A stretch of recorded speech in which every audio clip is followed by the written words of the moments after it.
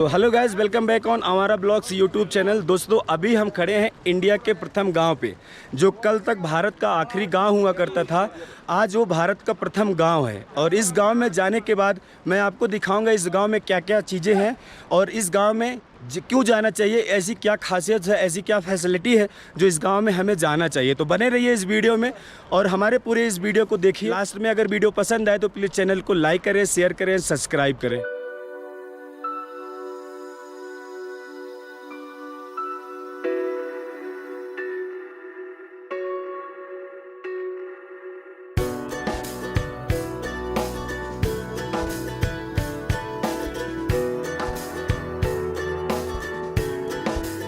तो दोस्तों, ये बद्रीनाथ से 3 किलोमीटर की दूरी पर है और जब भी आप आते हैं तो अगर आप प्राइवेट टैक्सियां लेके आते हैं तो इस तरह से आप अपनी प्राइवेट टैक्सी और कमर्शियल टैक्सी को माना गांव के स्टार्टिंग में, जैसे ही माना गांव स्टार्ट होता है, आप यहां पर खड़ी कर सकते हैं और सामने है माना गांव का बोर्ड।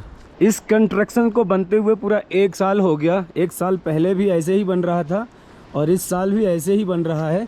हालांकि यहाँ का जो स्ट्रक्चर है, ये जो गलियाँ हैं, ये ज़रूर थोड़ी सी चौड़ी हुई है और यहाँ पर ये सामुदायिक शौचालय बनवाया गया है और ये पूरी नई बिल्डिंग बनाई गई है।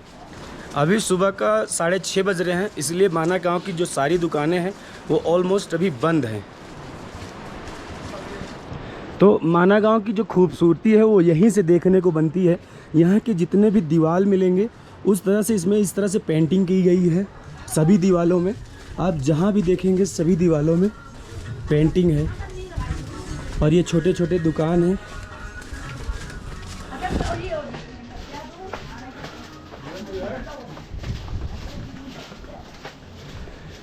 जैसा कि आप यहाँ भी देख लो, इस दीवारों में भी पेंटिंग की गई है।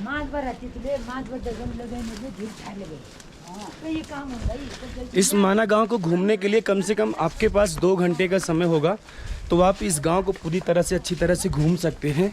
और इस गांव को मैं अभी घूमने वाला हूं सिर्फ 1 घंटे में, क्योंकि मेरे पास ज़्यादा वक्त नहीं है और मुझे माना गांव से हरिद्वार भी निकलना है।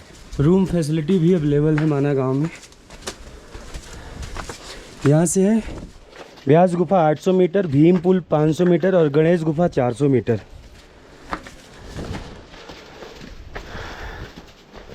जो कि ये गांव देखने में बहुत ज़्यादा खूबसूरत लगता है और ये गांव अब काफ़ी डेवलप हो रहा है। ये सारी जो बिल्डिंगें हैं सब नई बनाई गई हैं, अच्छी मॉडर्न तरीके से बनाई गई हैं। पहले यहाँ के जो घर हुआ करते थे वो इस तरह से छोटे छोटे घर हुआ करते थे, बहुत छोटे छोटे घर, और अभी इन घरों को तोड़कर बड़ा बड़ा घर बनाया जा रहा है। यहाँ पर बनाया गया है क्षेत्रपाल श्री घंटाकर्ण जी और माना गांव में इस तरह से सरसों के पेड़ लगाए गए हैं। यहाँ पर सरसों भी उगाई गई है जिससे हम तेल निकालते हैं। और यहाँ पर भगवान शंकर और माता पार्वती का चित्र बनाया गया है और यहाँ पर ये सरस्वती नदी है जिसको दिखाया गया है इस चित्र में, जहाँ से आपको टैक्सी ड्रॉप करती है आपकी प्राइवेट गाड़ियाँ, जहाँ आप खड़ी करते हैं वहाँ से आपको 500 मीटर इस तरह से पैदल आना पड़ता है। यहाँ पर आपको डिसाइड करना पड़ता है कि आपको सबसे पहले क्या देखना है। तो यहाँ पर जो देखने वाली चीज़ है, भीम पुल है, सरस्वती धाम है, केशव प्रयाग है, गणेश गुफा है एंड व्यास गुफा। तो सबसे पहले हम चलते हैं भीम पुल को देखने के लिए इस तरफ से और सरस्वती नदी को देखने के लिए इस तरफ से। और उस वाले मोड़ से हमें अभी 300 मीटर आगे जाना है। उसके बाद हमें सबसे पहले भीम पुल दिखाई देगा और वहीं पर है सरस्वती नदी।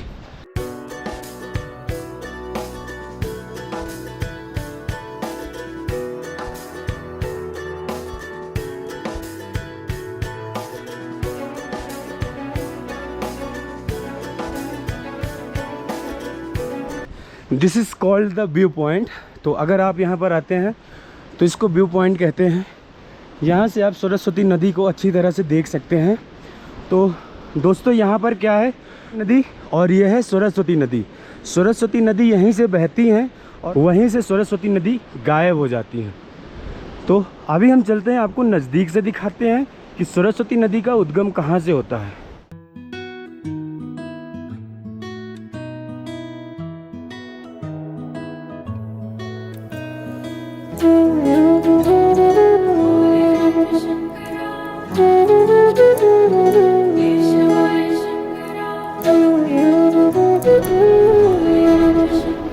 यहाँ पर अगर आप कुछ खाना पीना चाहते हैं तभी उसके पैसे लगेंगे, अदरवाइज़ यहाँ पर आपको घूमने के लिए किसी भी चीज़ का पैसा नहीं देना है। यहाँ पर आपको 1 से 2 किलोमीटर पैदल चलना है और 1 से 2 किलोमीटर की रेंज में आप यहाँ पर सब कुछ देख सकते हैं। दोस्तों, कल तक जिसे भारत का अंतिम गांव माना जाता था, आज उसे भारत का प्रथम गांव माना जाता है, क्योंकि यहाँ पर मोदी जी आए थे और उन्होंने बोला था कि यहाँ पर इसको प्रथम गांव होना चाहिए, ना कि अंतिम गांव। और यहाँ से सरस्वती नदी और भीम पुल जो कि इस रास्ते से जाते हैं। सबसे पहले आपको दिखा देता हूँ, सरस्वती नदी का वहाँ से उद्गम हो रहा है, लेकिन यहाँ पर हम चलेंगे, सबसे पहले सरस्वती माता को प्रणाम करेंगे। आ जाओ।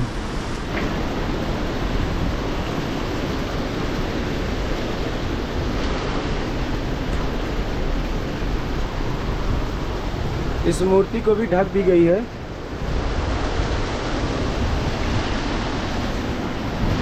और ये देखो, इस तरह से यहाँ पे पानी गिर रहा है।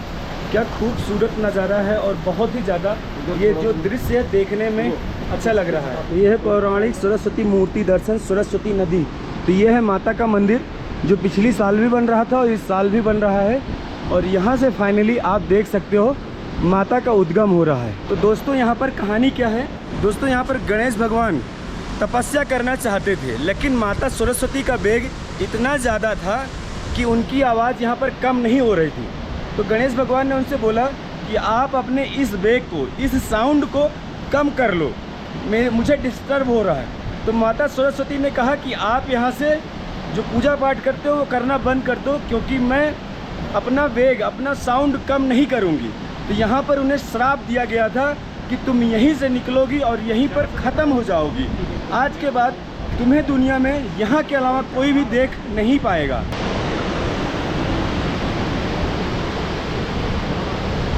और यहाँ पर है ये माता सरस्वती का नया मंदिर। दोस्तों, यहाँ पर भीम पुल है, तो वो है स्वर्ग रोहिणी।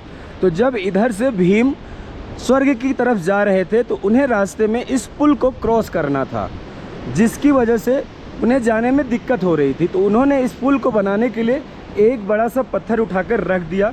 तो आप वीडियो को पॉज करके यहाँ पर पढ़ सकते हैं। और ये हिंदुस्तान की प्रथम दुकान हो गई है। जैसा कि वहाँ प्रथम में आप देख सकते हैं कि यहाँ पर इसको इरेज करके फिर से लिखा गया है। इनके यहाँ भी प्रथम में देख सकते हैं, इसको इरेज करके फिर से लिखा गया है, क्योंकि ये भारत की पहले आखिरी चाय की दुकान हुआ करती थी। दोस्तों, ये जो दुकान है माना गाँव में इंडिया की भारत की प्रथम चाय की दुकान 1962 में खुली थी। और तब से ये जो दुकान है यहाँ पर खुली है और लोग यहाँ पर चाय पीने के लिए आते हैं। हालांकि अभी सुबह का समय है, इसलिए दुकान बंद है। अगर आपको भीम पुल को देखना है सही से, तो आपको यहाँ पर नीचे उतरना पड़ेगा।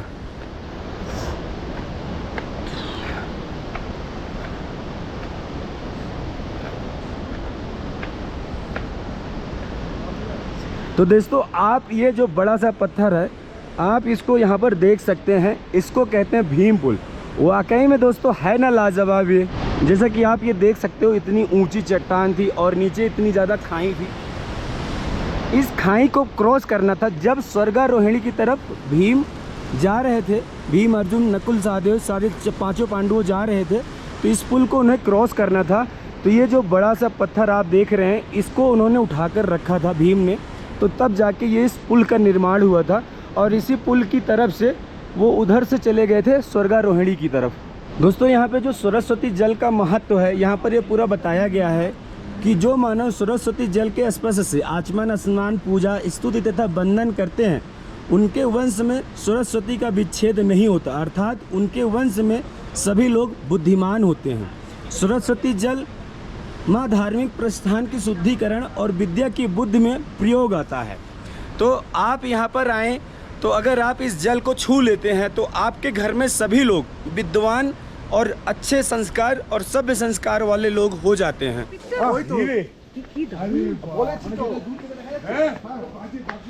तो दोस्तों, समय का अभाव होने के कारण मैं गणेश गुफा भी नहीं जा सकता। तो जब भी आप यहाँ पर आएँ, कम से कम 1-2 घंटे का समय लेकर आएँ, तभी आप यहाँ पर देख सकते हैं। दोस्तों, यहाँ तक आकर जिन्होंने मेरी पूरी वीडियो को देखा, उनको बहुत बहुत धन्यवाद।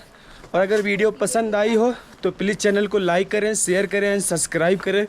Thank you so much guys for the watching my full video.